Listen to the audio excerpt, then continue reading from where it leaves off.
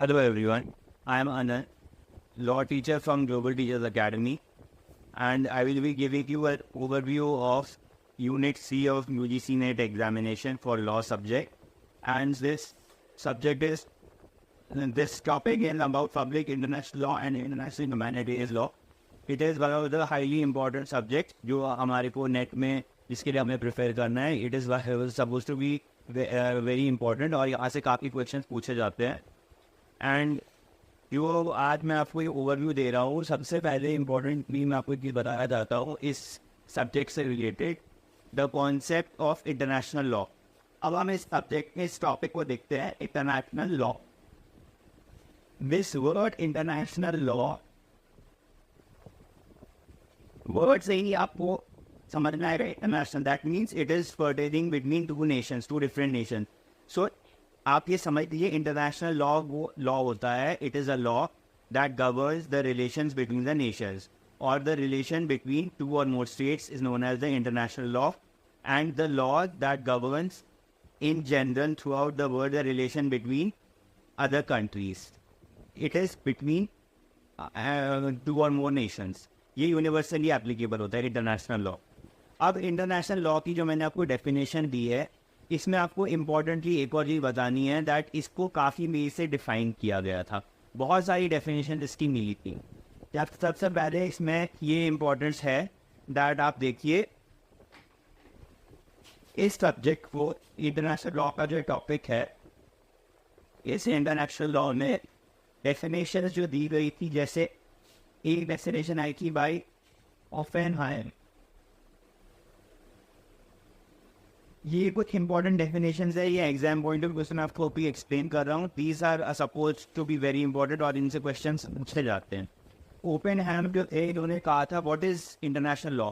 It is the body of rules that is binding upon the nations. These rules are the body of rules. और ये जो rules हैं, they are customary rules हैं ये, और ये conventional rules हैं.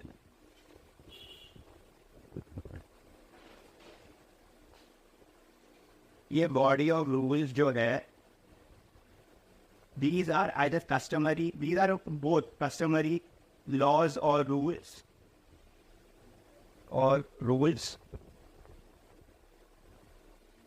or either they are, and they are also conventional laws or rules, and these are binding upon the nations in their course with each other. आप इनसे definition को connect कर लीजिए. कस्टमरी एंड कन्वेंशनल रूल किसके associated है? Oppenheimer. इन्होंने define किया था इंटरनेशनल लॉ को इस तरीके से. और भी बहुत सारी डेफिनेशंस आई, जैसे इसमें एक और इम्पोर्टेंट डेफिनेशन आई थी, it was given bye Austin.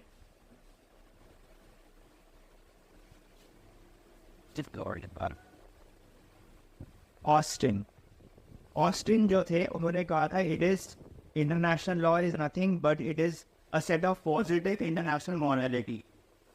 Positive international morality.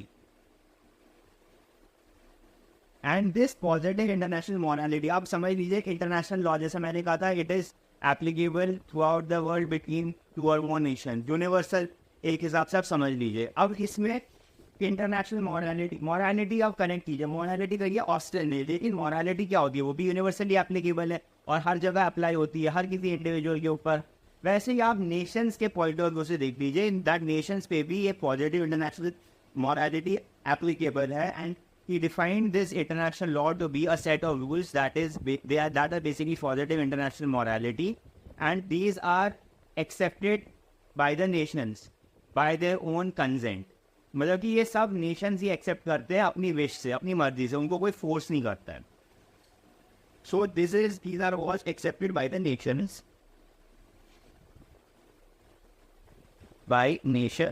और ये कैसे आता है? either by consent and given by an opinion.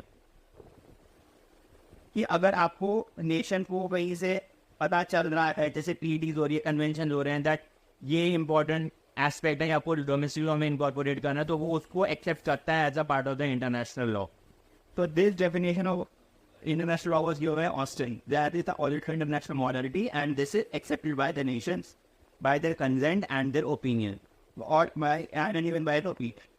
और ये ओपिनियन कहाँ से आती है? ट्रीटीज एंड कन्वेंशन से. जैसा कि आपको पता है दैट नेशंस के बीच में कितनी ट्रीटीज होती है, कन्वेंशन होते हैं. After this there is another important definition about international law. It was given by a man called एल्स रोज. Alf Rose ने कहा था, it is a set or a body of rules that are binding the people and they are supposed to be followed by the individuals and this is for the benefit of the nation. Alf Rose इसमें एक बार definition दी थी इन्होंने. और ये international law का जो concept है, इसमें आप ये याद रखिए, जैसे मैंने आपको ये इंपॉर्टेंट डेफिनेशन बताई है, the most important point is that it is a very old concept defined in 1780. ये कब आया था पिक्चर में इंटरनेशनल लॉ?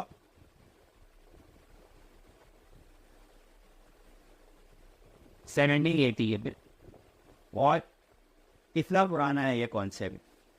अब इसके बाद ये जैसे मैंने आपको ये डेफिनेशन बताई इंटरनेशनल लॉ से रिलेटेड, फिर मैंने आपको ये भी बताया दैट कौन कौन से इंपॉर्टेंट फिलोसफर्स हैं. मैंने आपको कुछ ही एग्जांपल्स दी फिलोसफर्स की, अभी तो हम और आगे चल के डिटेल में पढ़ेंगे. जैसे मैंने आपको ओपेनहेम के बारे में बताया, ऑस्टिन के बारे में बताया, एल्फ रोज के बारे में बताया. जैसे कि एल्फ रोज ने अभी जैसे मैंने आपको अभी बताया था उनकी डेफिनेशन ऑफ इंटरनेशनल लॉ के बारे में. फिर अपार्ट फ्रॉम दिस हम ये इसमें पढ़ेंगे that what are the objectives of international law. Objectives of international law ये बहुत ही बेसिक है. ऑब्जेक्टिव्स ऑफ इंटरनेशनल लॉ, सबसे पहला to promote peace and security. ये आप खुद भी करेक्ट कर सकते हैं अपने माइंड में दैट क्यों आता है ये पिक्चर में, जिससे दुनिया में शांति बनी रहे. इंटरनेशनल लॉ क्यों आया? दुनिया में पीस एंड सिक्योरिटी के लिए, कि कभी कोई कॉन्फ्लिक्ट ना हो, इशू ना क्रिएट हो. सेकेंड इम्पॉर्टेंट रीज़न है उसके आने का ऑब्जेक्टिव ऑफ इंटरनेशनल लॉ, जो मैंने आपको बताया. सेकेंड इम्पॉर्टेंट टॉपिक है इसमें. एक इम्पॉर्टेंट रीज़न है उसका, वो क्या प्रमोट करता है, उसका ऑब्जेक्टिव क्या है? To promote a sense of cooperation between the nations. और ये नेशंस के बीच में कोऑपरेशन क्यों आएगी? For a bright future. मतलब कि आप समझ लीजिए इतने सारे वर्ल्ड में एस्पेक्ट्स डील होते हैं आज की डेट में, साइंस, टेक्नोलॉजी. तो अगर आप कोऑपरेशन उनके बीच में प्रमोट करेंगे नेशन के बीच में, so these are also one of the achievements of international law. These are their objectives. और बहुत सारे ऑब्जेक्टिव्स हैं, जैसे मैंने आपको बताया. तीसरा इंपॉर्टेंट ऑब्जेक्टिव है to counter threats in this world. और ये थ्रेट्स क्या हैं? मेजरली आज की डेट में क्या थ्रेट है इंटरनेशनल सिनेरियो में, वर्ल्ड में? टेररिज्म. इसको काउंटर करने के लिए, टू काउंटर थ्रेट्स, जो जिससे, और ये आप किससे कनेक्ट करके, फर्स्ट पॉइंट से पीस एंड सिक्योरिटी. जब ये थ्रेट्स ही काउंटर होंगे तो automatically peace and security promote होएगी नेशंस में. फिर अपार्ट फ्रॉम दिस उसके और भी बहुत सारे ऑब्जेक्टिव हैं, जैसे not to use methods of mass destruction.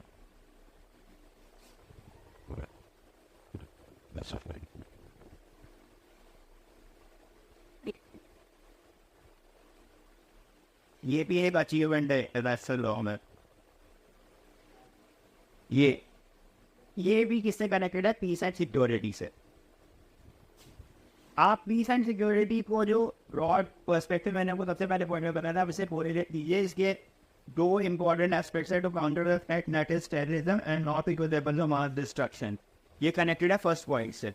और भी इसके बहुत सारे ऑब्जेक्टिव्स हैं, जैसे एक इंपॉर्टेंट ऑब्जेक्टिव है इंटरनेशनल लॉ का, that it also allows the settlement of disputes through peaceful ways. ये important है. ये चार ऑब्जेक्टिव्स के बाद आपको बता रहा हूँ.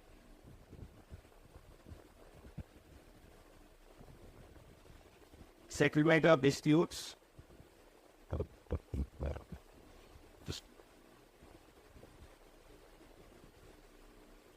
in peaceful way. Basically international law का एम यही आप समझ लीजिए एक हिसाब से, तो अवॉइड एंड प्रिवेंट वॉर, जितना हो सके वो प्रिवेंट करेगा वॉर। और ये कैसे होगा, जब इसमें settlement of disputes in a peaceful manner होगा between the nations, in a peaceful manner होगा बिटवीन द नेशन, जिससे कभी कॉन्फ्लिक्ट आ रही। तो ये मैंने आपको इम्पोर्टेंट पॉइंट्स बता दिए हैं about the objectives of international law. Now we will study about what are the principles of international law. Principles, दो इम्पोर्टेंट प्रिंसिपल्स हैं।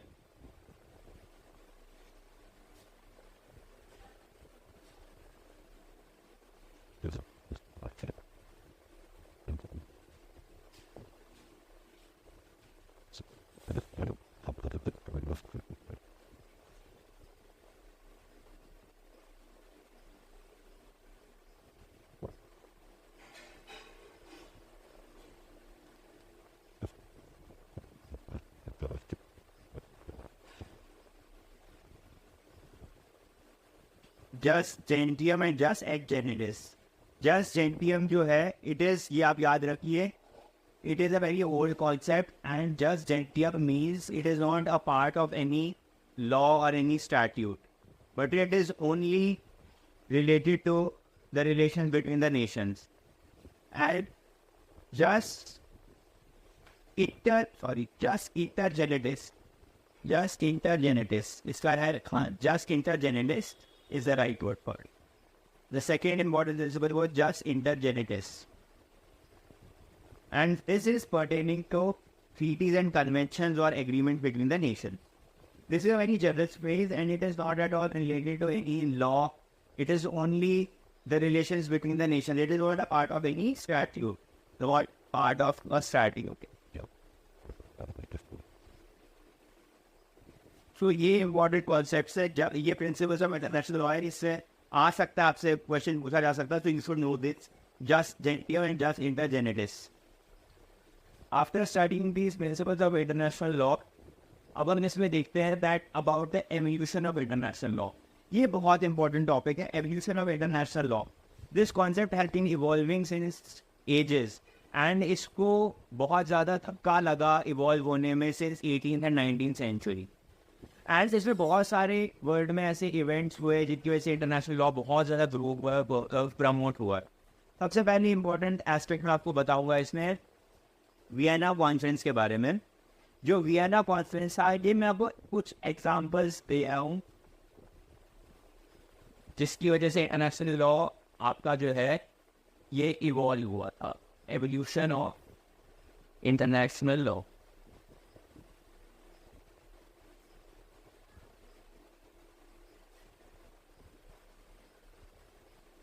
ये वियना कॉन्फ्रेंस जो था, ये एक था, ये किससे डील कर रहा था?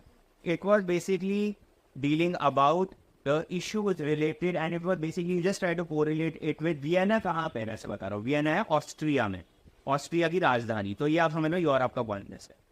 तो ये ऑस्ट्रिया के नज़दीक एक और कंट्री है फ्रांस, थोड़ा ही हो रहा है उससे, आप करेक्ट कर लीजिए। This Vienna declaration was basically pertaining to the issues that were involved in the Napoleonic Wars। और Napoleonic Wars कहाँ से एसोसिएटेड है? फ्रांस से, क्योंकि वहाँ का किंग था नेपोलियन बोनापार्ट। फिर फ्रेंच रेवोल्यूशन में जो इशू में वो भी कवर होते थे Vienna conference. French revolution issues and issues related to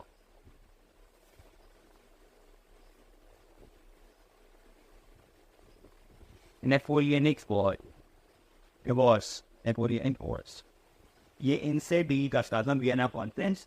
और इस वियना कॉन्फ्रेंस में और भी इंपॉर्टेंट चीज़ें बताई गई थी, जैसे the categorisation of a diplomatic agent and the issues related to international reverse.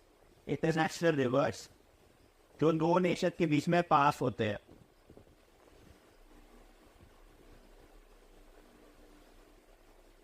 और तीसरा इससे कवर किया था categorisation of a diplomatic agent इनसे रिलेटेड क्वेश्चन आ सकते हैं, बहुत चांसेस हैं, आते भी हैं, और आप इनको समझ के कर लीजिए तो बेटर रहेगा आपके लिए। तो ये एक मैंने आपको बता दिया वियना कॉन्फ्रेंस।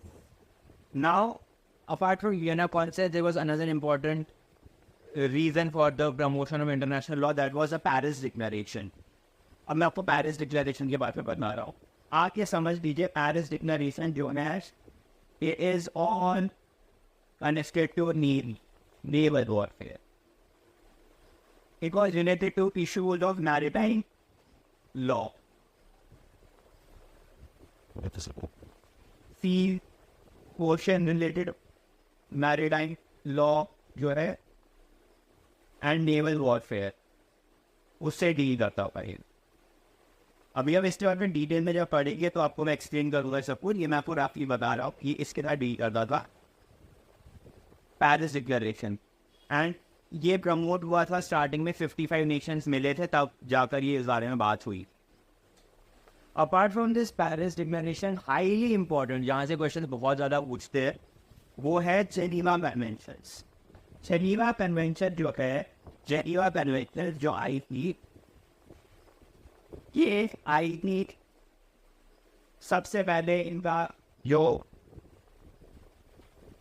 ओरिजिन था, सब कुछ स्टार्ट हुआ था कि 1864 में हुआ था सबसे पहले। और ये डील्स विद द, ये हाईली इंपॉर्टेंट है, आप ये समझ लीजिए, यहाँ से बहुत क्वेश्चन आते हैं। ये तो मैं आपको देखिए, जेनीवा कन्वेंशन बेसिकली आई थी 1864 में, लेकिन जो हाईली इंपॉर्टेंट जेनीवा कन्वेंशन है वो है 1949 में, जो कंटेम्प्रेरी टाइम में आई थी। These are highly important because वहाँ से बहुत ज़्यादा क्वेश्चन पूछते हैं। 1864 वाली जेनीवा कन्वेंशन क्या, मैं आपको एक चीज़ बता रहा हूँ, ये जेनीवा कन्वेंशन थी, they were related to the treatment of people in warfare.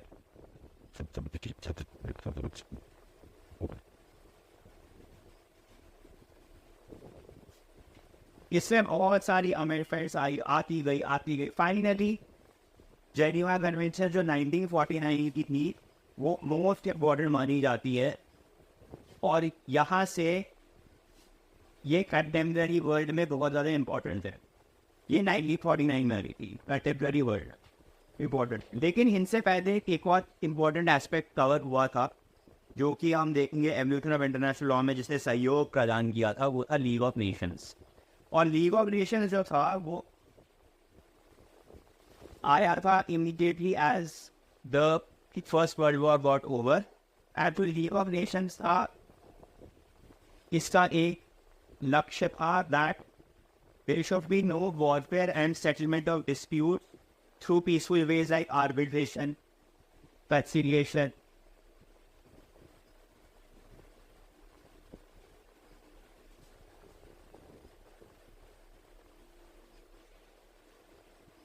What important as the peaceful settlement of disputes.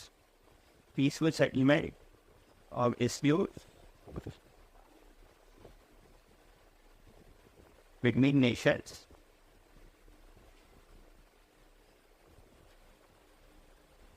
और ये क्या था, आर्बिट्रेशन के थ्रू या किसी पीसफुल वे से होना चाहिए, और they should be no warfare between the nation.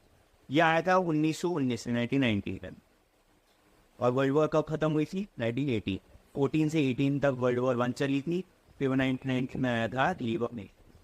और इस लीग ऑफ नेशंस का एक और एस्पेक्ट आप ये समझ लीजिए, ये भी बोलता था that any person who has defied the principles of League of Nations, the member countries who have defied the principles of League of Nations, they are an enemy to everyone. उन्होंने उसको एलियनेट करना ऐसा समझ लिया था that जो भी हमारा रूल तोड़ेगा उसको हम एलियनेट करेंगे, that country is the enemy and threat to every nation. ये लीग ऑफ नेशन वाली बात मैंने आपको बता दी, या आपको ये सारे इम्पोर्टेंट मोटा मैंने आपको बताया। सबसे पहले वियना कॉन्फ्रेंस, पेरिस डिक्लेरेशन, फिर मैंने आपको जेनीवा कन्वेंशन ऑफ 1864 बताया, फिर आपको मैंने लीग ऑफ नेशंस के बारे में बताया। अब इसमें हाईली इंपॉर्टेंट है the Geneva convention lost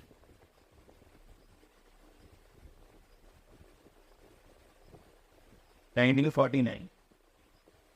most important, ये किससे डील करता है? Treatment of people in the warfare. तो आप इसे कनेक्ट कर लेंगे, treatment of people in warfare. ये फाइनल आया जेनेवा कन्वेंशन जो 1864 में जैसे इवॉल्व हुआ था, फिर फाइनल इसका जो रूप था वो था 1949 में।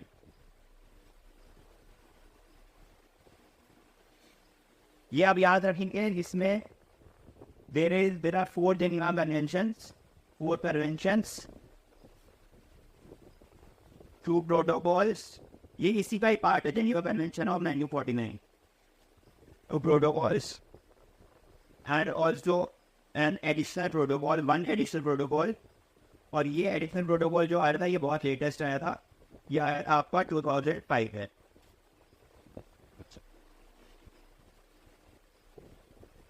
सो अब इसके और डिटेल में पढ़ते हैं. जेनेवा कन्वेंशन 4 प्रकार की हैं, जैसे कि मैंने आपको कहा था. They are 4 Geneva convention, 2 protocol and 1 additional protocol 2005. जो ये 4 जेनेवा कन्वेंशन हैं, जेनेवा कन्वेंशन 1, 2, 3, 4. अब इसमें अब फर्स्ट वाली देखते हैं. फर्स्ट जेनेवा कन्वेंशन क्या है?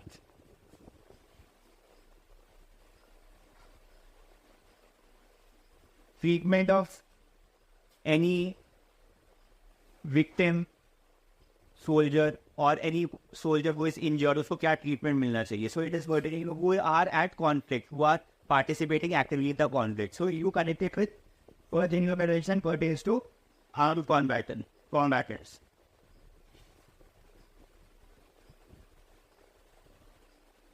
मैं आपको रफी बता रहा हूँ, बीके तो जब पढ़ेंगे आपको अपने आप समझ जाएगा, मैं आपको समझा दूंगा. फिर सेकेंड जेनेवा कन्वेंशन जो था ये बहुत ईजी है समझना. फर्स्ट वाला तो है, ये सबसे पहले ये चीज़ समझ लीजिए, ये आर्म कॉन्फ्लिक्ट से रिलेटेड है सारी जेनेवा कन्वेंशन. फर्स्ट वाली डील करती है आर्म कॉम्बैटेंट से related, pertains to arm combatants who are actively participating in warfare.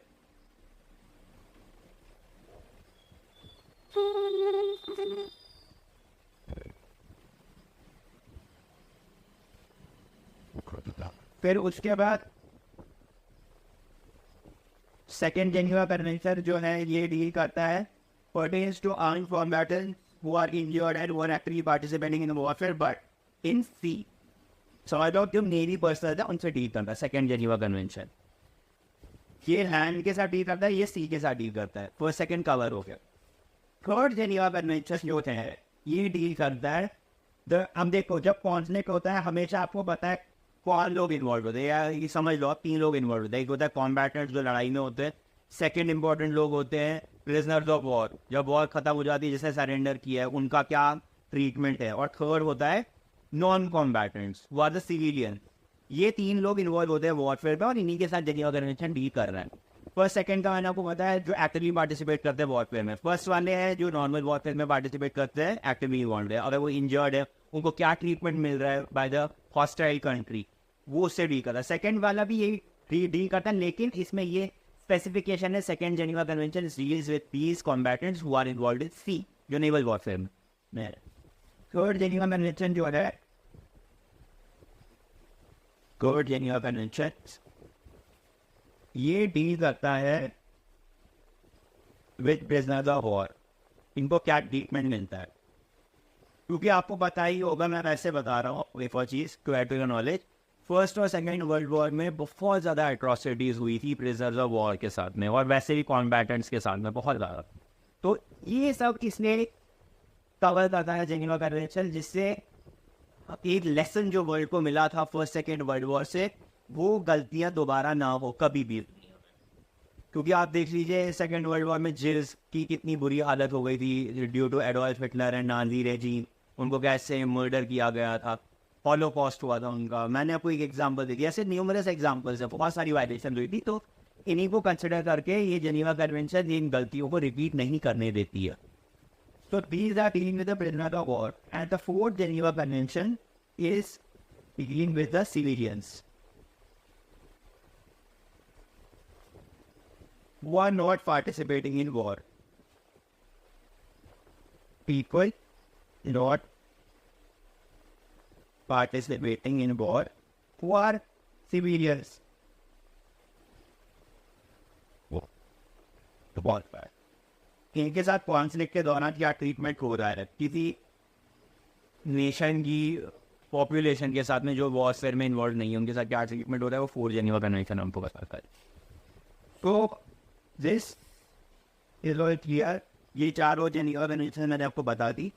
अब हम इम्पोर्टेंट एक चीज़ पढ़ेंगे कॉन्सेप्ट ऑफ इंटरनेशनल लॉ में डील होता है, जो बहुत बेसिक चीज़ है. कॉन्सेप्ट ऑफ स्टेट, गवर्नमेंट, ये सब कहाँ से पिक्चर में आते हैं? लॉज कब लगेंगे किसी भी जगह पर? इंटरनेशनल लॉ कब लगता है? जब मैंने सबसे पहले डेफिनेशन में क्या बताया, the body of rules that are regulating the relation between the nation. और ये नेशन क्या होता है हम उसके बारे में जानेंगे. A state, what is a state, हम इसके बारे में पढ़ेंगे. बहुत बेसिक चीज.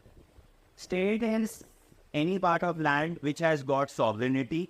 These are the ingredients of state. ये आता है, ये पूछता है कभी कभार, या बहुत बार ऐसा पूछा गया नेट के एग्जाम में, that what are the essential requirements of being a state. Sovereignty, recognized government, recognized government,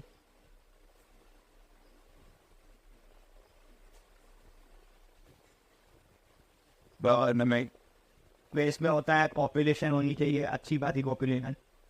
ये कुछ मैंने आपको बड़ी बेसिक एग्जांपल की डेफिनेशन ऑफ स्टेट में ये इंग्रेडिएंट्स. सॉवरेनिटी होनी चाहिए, गवर्नमेंट होनी चाहिए, पॉपुलेशन होनी चाहिए, जिससे आप एक स्टेट बोल सकते हो उसको.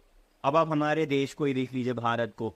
We have a sovereign, we have a sovereign stand in this world, we have a government, a recognized government, we have a population, so we are fulfilling the criteria of being a state. अब इसमें एक चीज़ important है, that how the international law, जो मैंने आपको कहा था between the nations, how it is applicable to the nation. It is applicable to the nations through theory of consent. Theory of consent, ये importantly आप समझ लीजिए.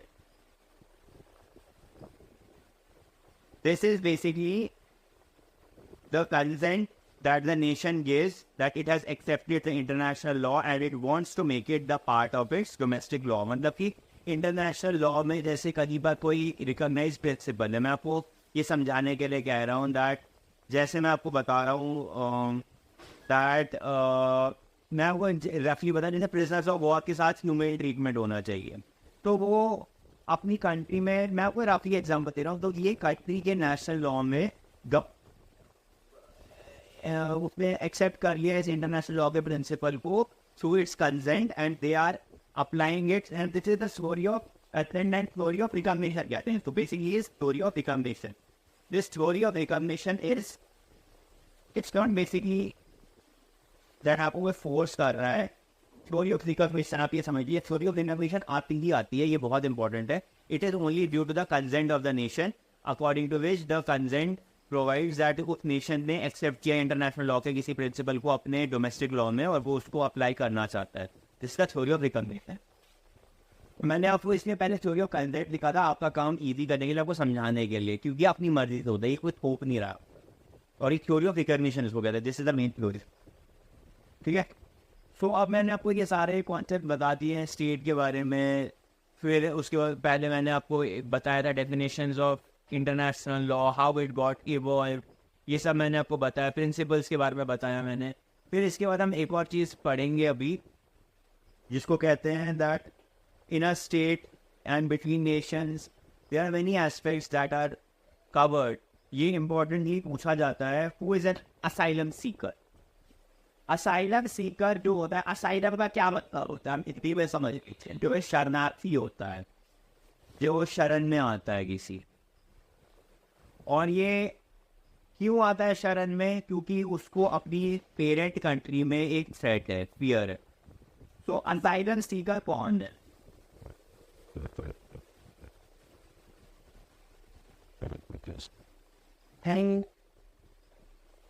lives in a country, in a separate country, in a different country, which provided a passion.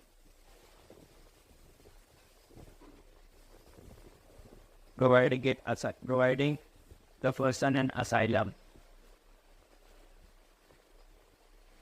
The person an asylum. Says the person in having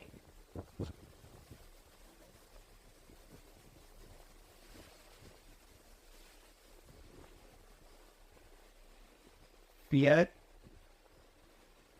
to live in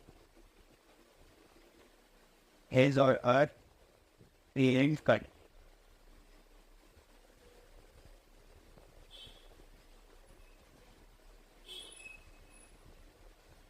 तो वो किसी की शरण में आया हुआ है. Asylum seeker who lives in a different country providing the person an asylum says that person is having fear to live in his or her own favorite country. क्योंकि उसको पता है that वहाँ पे उसका सर्वाइवल पॉसिबल नहीं है, इसलिए वो किसी और कंट्री में शरण लेता है रहने के लिए.